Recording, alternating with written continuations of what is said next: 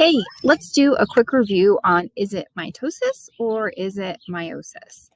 This is something that we see in the lab under a microscope. You usually have to be about 400 times X in order to see this clearly, but we have really great pictures and different animations now to where we can see these different stages of cell life. So what is the difference between mitosis and meiosis? Hopefully you remember that mitosis makes it two. Mitosis is the process of turning one cell into two cells. You can think of mitosis in terms of growth and repair. So you just need to get bigger. That's mitosis. Meiosis, on the other hand, is the creation of sex cells or gametes. In humans, this is the process of making either sperm or egg.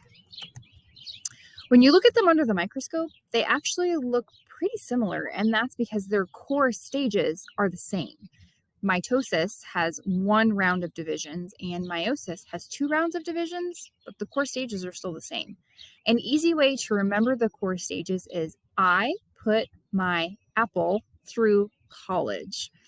That's just a mnemonic device to remember how the stages go in order. I is interphase, P for put is prophase, My stands for mitosis, apple stands for anaphase, through is telophase, and college is cytokinesis, which is technically outside of the specific process of mitosis and meiosis, but we'll get to the technicalities later. So let's look at each in turn. Mitosis is the process of cell division where your chromosomes are first replicated. That's part of the S phase of the cell cycle, and then separated into two genetically identical cells. That's an important part. Separation into two cells that are genetically identical. If they're different from one another, something has gone wrong. And mitosis is again involved in the process of cellular growth and repair.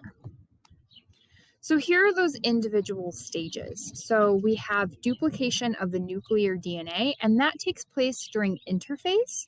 Remember, interphase is kind of that largest portion, about 90% of the cell cycle. It consists of gap 1, where we gather nutrients and energy, S phase or synthesis phase, when we synthesize new DNA, that's the duplication of nuclear DNA, and then the second gap phase, G2, where we ensure that we've actually duplicated that DNA correctly. Those three components are part of interphase, and that's what you see in number 1 here. In prophase, the chromatin, the individual pieces of DNA that are nice and stretched out so they're usable, is actually going to start to condense. You can't move a house that's not packed. You can't move DNA that's not packed. The mitotic spindle fibers are going to start assembly. You can see those two little asterisks on the top and the bottom of the cell. Those are going to be our conductors. They're going to control all of our movements, but they have to assemble, and the nucleus is going to disappear. By that, they're actually referring to the nuclear envelope. We need to get that out of the way. We'd like to move those chromosomes around. We can't do that if the envelope is in the way, because then our mitotic spindle fibers can't actually grab those pieces of DNA. So step 2 is metaphase. Well, I guess in this picture it's 3 because we're counting interphase. So we're going to go with step 3 is metaphase, and that's when the chromosomes are going to line up on the midline of the cell. So the midline of the cell is referred to as the metaphase plate.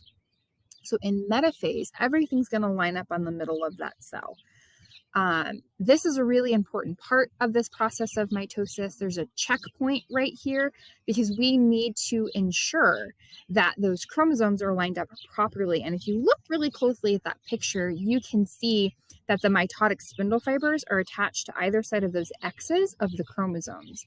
And we have a checkpoint here where we ensure that those chromosomes are being grabbed correctly by the outside of their kinetochores by those mitotic spindle fibers, because in step 4, anaphase, we're going to pull our chromosomes apart. We're going to pull the individual X's apart back towards the poles. Ana actually means back in German, I believe.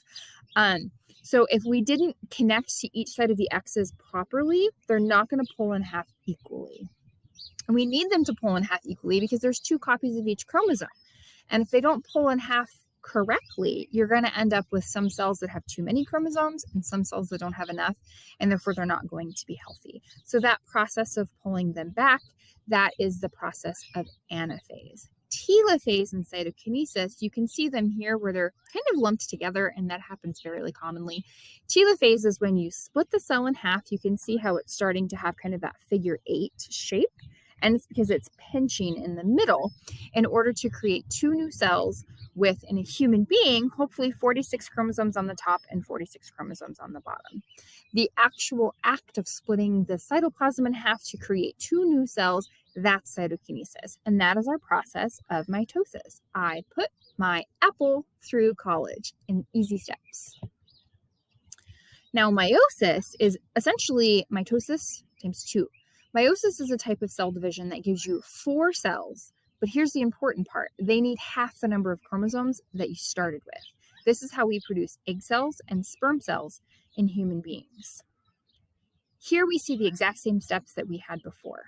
We have one cell that starts, and we duplicate our chromosomes. But something neat happens in this process. So we duplicated our chromosomes in interphase just like we did before. But now we're starting in prophase, and our chromosomes do something a little bit strange. They line up directly on top of each other. So I have 2 copies of chromosome 1 from my dad, and I have 2 copies of chromosome 1 from my mom. I have that many copies of chromosome 1 because I duplicated everything in interphase. My chromosomes are going to line up directly on top of each other, and they're going to match up gene for gene down those chromosomes. Now, they might have different characteristics. They're different versions of those genes. I get a gene for hair color from my mom. I get a gene for hair color from my dad. They're not necessarily the same thing. Well, I hope they're not necessarily the same thing, because if they are, parents are identical twins, and that's a little bit weird. But when our genes line up, our 4 identical partners line up on top of each other, that's referred to as a tetrad, tet meaning 4. And what happens is they actually share individual segments. They switch them. And that switching of the gene segments means that now I have 4 copies of chromosome 1, and they're all different. Remember, before the goal was to make sure that everything was the same? Not anymore. We want all 4 copies of chromosome 1 to be very, very different. And what that means is that in a male, all of the potential sperm can lead to unique offspring, and then a female, all of the potential eggs can lead to a unique offspring. So that's all happening in prophase 1. Notice that 1, prophase 1. Mitosis is 2 divisions. So we're just going to lay out our steps by labeling whether that step happens in the first division or the second division. Step number 2 is, again, metaphase. In our little mnemonic device, that would be my. In metaphase, our chromosomes are going to line up in the midline of the cell, and we have those spindle fibers that are forming. Metaphase, again, is very particular because we want to make sure that we have 2 copies of chromosome 1 going one way and 2 copies of chromosome 1 going the other way in anaphase. So we end up with 2 cells that have 46 chromosomes each. And you can see that here in this picture. But here's the thing. We now started with 1 cell. We duplicated our chromosomes. We matched them together.